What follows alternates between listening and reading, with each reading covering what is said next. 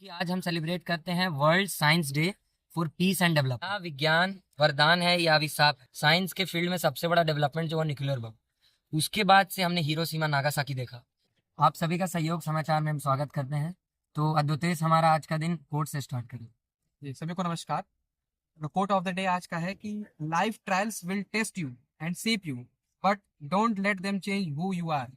मतलब इसका ये है कि जो लाइफ के अंदर हमारे डिफरेंट डिफरेंट फेजेस आते हैं, कभी ऊंचाई होती है, कभी नीचे नीचे जाते हैं हम लोग, कभी ऊंचाई पर जाते हैं। तो ये एक पार्ट ऑफ लाइफ है। हमें इससे अपने जो ट्रू कैरेक्टर उसको चेंज नहीं करना है, अपना जो गोल है, टारगेट है, उसकी तरफ डेडिकेशन को चेंज बिल्कुल नहीं करना है। Thank you. तो अद्वितेश ने जैसा हमारे कोर्ट से स्टार्ट किया, हम दूसरे सेट की ओर चलेंगे और वो है इम्पोर्टेंट डे। तो आज का इम्पोर्टेंट मतलब आज का जो इंटरनेशनल इम्पोर्टेंट डे है वो बहुत महत्वपूर्ण है हमारे लिए, क्योंकि आज हम सेलिब्रेट करते हैं world science day for piece and development.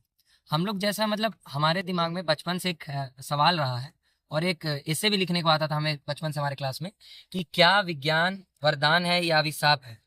तो हमेशा से इसी के रिगार्डिंग इस डे को हम सेलिब्रेट या कह सकते हैं अवेयरनेस के तौर पे मनाते हैं कि विज्ञान का जो परम उद्देश्य या जब सबसे इम्पोर्टेंट उद्देश्य है वो है पीस और डेवलपमेंट। हमें डेवलपमेंट लानी है लेकिन पीस के साथ। अगर जो हम कुछ दिन पहले के इतिहास में देखें तो साइंस का ही सबसे बड़ा प्रभाव बना या साइंस के फील्ड में सबसे बड़ा डेवलपमेंट जो है न्यूक्लियर बम। उसके बाद से हमने हिरोशिमा नागासाकी देखा। तो ये जो चीज़ें हैं ये हमें ये दिखाती है कि साइंस का बहुत एक खतरनाक रूप भी है जिसे डिजास्टर भी हम कहते हैं। तो वो रूप की तरफ ना जाके हम पीस की तरफ जाएं। जैसे हम साइंस का प्रयोग करते हैं कैंसर से लड़ने में, साइंस का प्रयोग हम करते हैं मान के चले किन्हीं लोगों के पास उनका अपना पैर नहीं है, तो by the use of science we can give him or her leg. उनको हम एक आर्टिफिशियल लेग प्रोवाइड करते हैं, आर्टिफिशियल हार्ट प्रोवाइड करते हैं, ये भी साइंस है। तो हम उसकी तरफ ज़्यादा ध्यान दें। और जो चीज़ें हमें पीस को कटेल करने में या बढ़ावा दे रहे, जैसे अभी वेपन पे मतलब बहुत लड़ाई चल रही है इसराइल और फलस्तीन में और हमास में, आपस में बहुत लड़ाई चल रही है। किसके बेसिस पे? साइंस। और जो सबसे ज़्यादा साइंस के सेक्टर में डेवलप्ड है वो राज कर रहा है। यहाँ पे हमारे यूरोपियंस हैं, यहाँ पे हमारे यूएस ऐसा है तो वो सबसे पावरफुल है मिलिट्री में। तो ये बेसिकली यूएनओ के द्वारा एक डे रखा गया आज के दिन 10 नवंबर को कि हम मिलके एक ऐसा प्लेज लें कि साइंस का उपयोग पीस और डेवलपमेंट में ही यूज करेंगे। इसी के साथ हम दूसरे न्यूज़ की ओर चलते हैं। अगर जो मैं आपको एक बात बोलूँ कि मतलब खाना भी कभी पोल्यूशन कर सकता है तो आपको बिलीव नहीं हो पाएगा। मतलब आप लोग लगेगा खाना कैसे पोल्यूशन कर सकता है, लेकिन हाँ, खाना पोल्यूशन का सबसे बड़ा मतलब एक पार्ट है जहाँ से सबसे ज़्यादा पोल्यूशन होती है। क्यों? क्योंकि हमने देखा कि हम चावल उगा रहे हैं। पंजाब और हरियाणा का जो क्लाइमेट है या वहाँ का जो इन्वायरमेंट है वो चावल उगाने के योग्य नहीं है, क्योंकि वहाँ की क्लाइमेट है, वहाँ पानी की कमी है। वहाँ अगर हम यही बिहार में देखें तो बिहार में या वेस्ट बंगाल आप चले जाएंगे, वहाँ चावल उगाने के लिए बहुत फेवरेबल कंडीशन, और वहाँ वो पूरे 12 महीने चावल उगाते हैं। तो इससे क्या होता है कि जब आप कहीं का फसल जो उसके फेवरेबल नहीं है उस एरिया के कहीं और उगाते हैं तो वो उनका रिसोर्सेज बहुत बड़ा इंपॉर्टेंट जो रिसोर्सेज है वो बहुत ज़्यादा कर्टेल होता है। तो उसके कारण क्या हो रहा है, हमारा पंजाब में बहुत बड़ा वाटर लेवल डिप्लेशन हो गया है, पानी का स्तर बहुत नीचे गिर गया है। और उसके कारण पंजाब में आने वाले समय में मतलब पानी उनको पीने के लिए भी नहीं मिलेगा। अभी तो वो अनाज उगा पा रहे हैं, लेकिन आने वाले समय 10 साल में 5 साल के अंदर रेड अलर्ट घोषित होने वाली है पंजाब हरियाणा का रीजन में। पानी नहीं बचेगा, ग्राउंड वाटर। इसका कारण क्या है? सीधी बात, वहाँ बहुत बड़े पैमाने पर उन लोगों ने क्रॉप कल्टीवेशन कर रहा है। वो मतलब हम लोग पहले ही जानते हैं कि पंजाब फेमस है फार्मिंग के लिए, लेकिन उन लोग लिमिट में कर ही नहीं रहे, लिमिट से ऊपर चले जा रहे हैं। क्यों? क्योंकि वहाँ प्रॉफिट को प्रायोरिटाइज कर रहे हैं इन्वायरमेंट को नहीं। इसके कारण उनका सबसे बड़ा जो उनको प्रॉब्लम झेलने को होगा वो होगा पानी की कमी। तो ये न्यूज़ उसी के रिगार्डिंग है कि किस तरह से पूरे विश्व में खाना एक रीज़न बन गया है पॉल्यूशन का और क्लाइमेट चेंज। दूसरा सबसे बड़ा रीज़न है कि हम जब फसल काटते हैं तो उसमें से कार्बन गैस इमिशन होता है बहुत बड़े पैमाने पर। जब फसल कटती है, फसल रखा जाता है, तो आपको मैं बता दूं पहली बात तो हर एक चीज़ में से गैस निकलता है। वो अलग अलग फॉर्म में, किसी में से मीथेन निकल रहा है, किसी में से कार्बन, और फसल में से भी निकलता है तो नाइट्रोजन निकल रहा है। तो ये सब चीज़ें मिल के जो हमारे इन्वायरमेंट का जो सबसे बड़ा इंपॉर्टेंट लेयर है ओजोन लेयर, उसकी डिप्लेशन में उसको जो उसका छेद है वो बढ़ रहा है। और दूसरी बात कि गर्मी बढ़ेगी, गैस जब जमा होगा वो एटमोसफेयर से बाहर नहीं निकल पाएगा, धूप आएगा, सनलाइट को कैप्चर करेगा, फिर यहाँ का टेम्परेचर बढ़ेगा, टेम्परेचर बढ़ने से ग्लेशियर पिघलेंगे, ग्लेशियर पिघलने से समुद्र का वाटर लेवल बढ़ेगा, उससे जितने भी किनारे वाले क्षेत्र हैं वो डूबेंगे धीरे धीरे, फिर पूरा एरिया। तो मतलब ये पूरा साइकिल है। अब ये साइकिल में फूड यानी क्रॉप कल्टीवेशन बहुत इंपॉर्टेंट कर रहा है। ये पहलू ज़्यादातर लोगों को नहीं पता था। तो ये न्यूज़ आर्टिकल में राइटर हमें यही समझाना चाहते हैं कि जिस तरह से हम बड़े लेवल पे खाना उगा रहे हैं और उसकी बर्बादी कर रहे हैं, आपको ये पता होना चाहिए जितना खाना हम फेंकते हैं उतने में भारत के लोग कितने दिन तक खाना खा सकते हैं। भारत बहुत बड़े पैमाने पे खाने की बर्बादी करता है। आप शादी का एग्जाम्पल ले सकते हैं, लंगर का एग्जाम्पल ले सकते हैं, बड़े बड़े भंडारों का एग्जाम्पल ले सकते हैं। लोग खाना होता है एक रोटी दो रोटी लेकिन लेते हैं चार। अब उन्हें ये छोटी सी चीज़ है लेकिन एक एक लोगों को जोड़ते जोड़ते बड़े बड़े ट्रिलियन क्विंटल में खाना बर्बाद हो रहा है। लेकिन हमारे यहाँ फूड स्कार्सिटी भी बड़े बहुत पैमाने पे है। मतलब आपस में खुद ही यहाँ अपोजिट है और एक तरफ से उसका खुद ही अपोजिट। तो ये हमें इस आर्टिकल में यही बताया गया कि जितना हो सके खाने का सही उपयोग करें, और अगर आप फार्मिंग से आते हैं तो क्रॉप कल्टीवेशन भी उतना ही करें जितना आपको नेसेसिटी है। इसी के साथ हम दूसरा आर्टिकल की ओर चलते हैं। वो है, हम जानते हैं कि उड़ीसा है, उड़ीसा में कटक क्षेत्र है और शायद वहीं रामानुजम का जन्म हुआ था, अगर शायद हमको नहीं पता हो। तो रामानुजम के जन्म वहीं एक बहुत बड़ा फेस्टिवल मनाया जाता है जिसे हम बाली यात्रा कहते हैं। बाली यात्रा वो होती है, बाली एक जगह है इंडोनेशिया में जो किसी समय में कैपिटल हुआ करता था इंडोनेशिया का। और वो एक बेसिस बताती है कि बहुत साल पहले से हमारा उनका रिलेशन मैरी टाइम है। हमारी जो नेवी है वो काफ़ी साल पहले से बिजनेस करती आ रही है इंडोनेशिया से और अलग अलग जो साउथ ईस्ट के नेशन है उनसे। तो ये जो फेस्टिवल है करीब 2000 साल पुराना और 2000 साल से चलते आ रहा है ये। और उड़ीसा में बहुत बड़े लेवल पे सेलिब्रेट किया जाता है। वहाँ छोटे छोटे पेपर के बोट्स बनाए जाते हैं, फिर उस पर लाइटिंग की जाती है। अभी इस साल आज ही के दिन राष्ट्रपति शायद वहाँ विजिट करेंगी।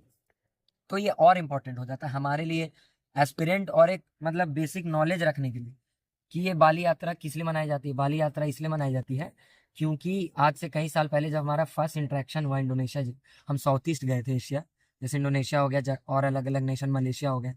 तो उनसे जो हमारा ट्रेड रिलेशन एस्टेब्लिश्ड हो गया तो हम लोग इसको ओपनिंग सेरेमनी के तौर पे मनाते हैं बाली यात्रा।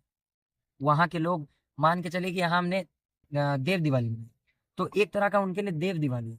वो अपने भगवान को पूजते हैं, समुद्र को पूजते हैं और जितने भी उनके पूर्वज हैं जो मल्लाह जिन्हें हम यहाँ कहते हैं, जो नेवी जिसे कह लिए हम कह ले सीफर्स, जो समुद्री यात्रा करते हैं उनको पूजते हैं। तो ये बहुत इंपॉर्टेंट इंटरनेशनल इवेंट है। और दूसरी बात ये 2000 साल पुराना आपके दिमाग में रखने के लिए सबसे बड़ी बात इंपॉर्टेंट। और दूसरा इसका जो लोकल नेम है वो आप लिख लें। लोकल नेम इसका है बोईता बंधना। वाली यात्रा का लोकल नेम बोईता बंधना है, इसे वहाँ के लोकल नेम दिया गया है वो लोग वंदना। और इस साल राष्ट्रपति के द्वारा विजिट किया गया है वहाँ, तो ये और इम्पोर्टेंट हो जाता है। न्यूज़पेपर मतलब न्यूज़ में बहुत इंपॉर्टेंट हो जाता है अधिक समय में। तो और ये जो यात्रा मनाई जाती है वो महानदी रिवर, महानदी रिवर जो उड़ीसा में आपको अगर जो हो तो आप अपना रिकॉल कर लें जो मैप पे। फिर हम दूसरे लास्ट जो सेकंड लास्ट हमारा आर्टिकल है वो है आदित्य 11 को लेकर। हम लोग ने सुना होगा कि इसरो के द्वारा एक बहुत इंपॉर्टेंट प्रोजेक्ट काफ़ी दिन पहले ही लॉन्च कर दिया गया जिसको आदित्य 11 कहते हैं। इसका काम है हमारे जो सूर्य देवता में हमारे यहाँ कल्चर में पूजा जाता है उनके बारे में जानना। सूर्य का एक पहला लेयर है जिसको क्रोमा कहते हैं या कोरोना भी कभी कभी कहते हैं। तो उस कोरोना लेयर को जानना कि किस तरीके से सूर्य की रोशनी यहाँ तक पहुँच रही है और वो क्या एनर्जी है जो इतने बड़े लेवल पे पूरे हमारे जो गैलेक्सी मिल्की वे उसको रोशनी प्रोवाइड कर रही है, एनर्जी प्रोवाइड कर रही है। तो हमें बहुत सारी नई नई जानकारी मिली जैसे में ये कि जैसे हिरोशिमा नागासाकी पे हमने देखा कि बहुत बड़ा धमाका, उससे भी हजारों लाखों गुना बड़े लेवल पे वहाँ हमेशा धमाका होते रहता है सूर्य पे। वो धमाका से हमारा जो एनर्जी निकलता है वही यहाँ आता है। और पेड़ पौधों को जिसको हम शायद याद नहीं आ रहा लाइट को हम लोग पार्टिकल भी कहते हैं जो न्यूटन के द्वारा ढूंढा गया था। तो वो पार्टिकल आती है उसी समय एनर्जी देती है, फोटॉन्स, फोटॉन्स कहते हैं उसको। तो फोटोन एनर्जी देती है, वो फोटोन का निर्माण होता है वहाँ के बम विस्फोट होने के कारण।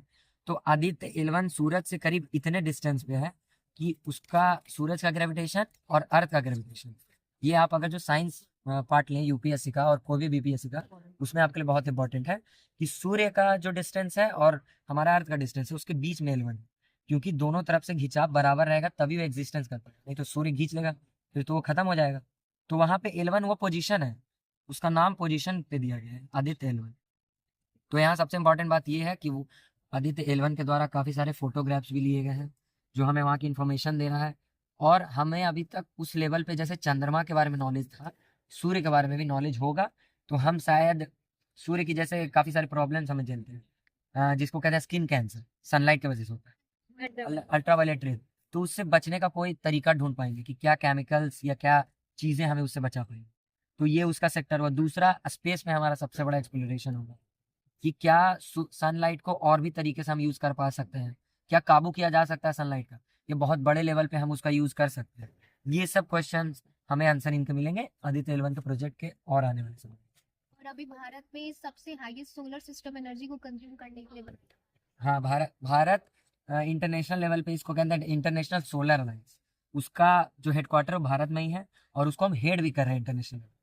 तो भारत यही चाहती है कि ग्लोबल वार्मिंग से लड़ने के लिए हम रियूनेबल एनर्जी, जिसको कहते हैं जो एक बार नहीं बार बार उसका उपयोग अनंत काल तक कर सकते हैं, उस पर ध्यान दें। कोल से या जो क्रूड ऑयल है उससे हट के solar energy, wind energy, hydro power, hydro electrical energy, उस पर ध्यान दें। तो इसके लिए हम कह सकते हैं आदित्य एल1 हमारे उस सेक्टर में भी हमें सपोर्ट कर रहा है आत्मनिर्भर और विश्व गुरु बनने में। क्योंकि अभी तक स्पेस के जो वर्ल्ड में ना चाइना, रशिया, यही सब का आप नाम सुनते हैं, लेकिन इंडिया इतने बड़े लेवल पे कर रहा है कि इंडिया हर लेवल पे चौथे पोजीशन पे है। यूएनओ के हिसाब से 198 देश है हमारे मेंबर यूएनओ, लेकिन वो 198 में चौथा पोजीशन इंडिया के पास है। चंद्रमा पे हमारे साउथ पोल पे गए पहली बार पूरे विश्व में। फिर अभी आदित्य एल1 है और बहुत सारे लूनार एक्सप्लोरेशन हम कर रहे हैं। तो ये हमारा स्पेस एक्सप्लोरेशन दिखाता है। फिर आत्मनिर्भर दिखाता है, मेड इन इंडिया। सारे जो हमारे टेक्नोलॉजीज हैं वो इंडिया में ही बने, इसरो के द्वारा और अलग अलग जितने भी हमारे डीआरडीओ हैं, डिफेंस रिसर्च ऑर्गेनाइजेशन, उनके द्वारा। तो इस आर्टिकल में आप और भी एक बात जान लें कि नासा और इंडियन इंस्टीट्यूट ऑफ एस्ट्रोफिजिक्स, ये दोनों मिलकर रिसर्च कर रही है साथ में। और ये यही दोनों जो इंस्टीट्यूट है वो रिसर्च करके हमें इंफॉर्मेशन देते हैं। Indian institute of astrophysics. दूसरा जो इम्पोर्टेंट बात है, लास्ट आर्टिकल है वो आर्टिकल है ये हमारे करप्शन को लेकर। जैसा कि हमने जाना काफ़ी साल पहले PMKVI निकला था, यानी प्रधानमंत्री कौशल विकास योजना, जिसके तहत प्रधानमंत्री के द्वारा काफ़ी सारे ऐसे सेंटर बनाए गए जहाँ कंप्यूटर अवेलेबिलिटी करवाई गई। वहाँ पे हमारी सबसे बड़ी जो सरकार के द्वारा विज़न रखा गया कि जो लिटरेसी है, कंप्यूटर लिटरेसी जिसको कहते हैं, या हम टेक्नोलॉजिकल लिटरेसी बोलें, वो हमारे देश में बहुत कम है, लोगों को कीबोर्ड पे हाथ रखने के लिए। लेकिन जब अभी सर्वे निकल गया, ये 5 साल पूरा हो चुका है, तो पता चला कि 198 सेंटर्स ऐसे हैं जहाँ करप्शन हो रहा है, मतलब पैसा लिया जा रहा है, लेकिन वहाँ ना स्टूडेंट का पता है, कंप्यूटर्स पुराने पुराने हैं और पैसा सरकार से सीधा लिया जाता है। तो ये बताता है कि सरकार तो एफर्ट डाल रही है, लेकिन नीचे ग्राउंड लेवल पे डिस्ट्रिक्ट मजिस्ट्रेट यहाँ पे सबसे बड़ा उनका इशू है। आगे चल के आप में से लोगों ही एस्पिरेशन होगा आप लोग में भी कि डिस्ट्रिक्ट मजिस्ट्रेट बने। तो ये क्वेश्चन खड़ा करता है हम लोग पे और उन पे भी कि जो डिस्ट्रिक्ट मजिस्ट्रेट और वहाँ के लोकल पुलिस किस तरह से वर्क कर रहे हैं और सरकार का पैसा कहाँ जा रहा है। 198 सेंटर ना माने तो लाखों के मतलब लाखों पैसा वो चला गया, पता नहीं कहाँ चला गया, कितने लोग ने खाए। स्टूडेंट को फोटो मतलब अपने सेंटर बुला लिया जाता है, फोटो क्लिक करवा के फिर उनको भेज दिया जाता है। यही मतलब वहाँ किया जा रहा था। और जब 5 साल के बाद जब रिसर्च किया गया, सर्वे किया गया, तो पता चला कि पैसा तो वहाँ पहुँच रहा है, चीज़ें पहुँच रही है, लेकिन लोगों तक जो चाहती थी विजनरी, हमारी विजन था हमारा, वो नहीं पहुँच पाया। ये इंपॉर्टेंट है। तो 5 साल के बाद हमें ये नॉलेज मिला। आप में से काफ़ी सारे लोग ने भी सुना होगा प्रधानमंत्री कौशल विकास योजना के तहत गाँव में कंप्यूटर्स आए हैं, हम लोग भी जाएंगे करने, काफ़ी सारे लोग किए भी होंगे, पैसा भी मिल रहा था, लेकिन वो इतने सेंटर्स पे नहीं मिला, चीज़ें सही से नहीं हो पाई और उनको शायद अभी उन पे अभी चल रहा है कार्रवाई, भी देखते हैं आने वाले समय में उन पे क्या रिपोर्ट। तो इसी के साथ हम सहयोग समाचार में और भी न्यूज़ के साथ मिलेंगे आपको कल। धन्यवाद।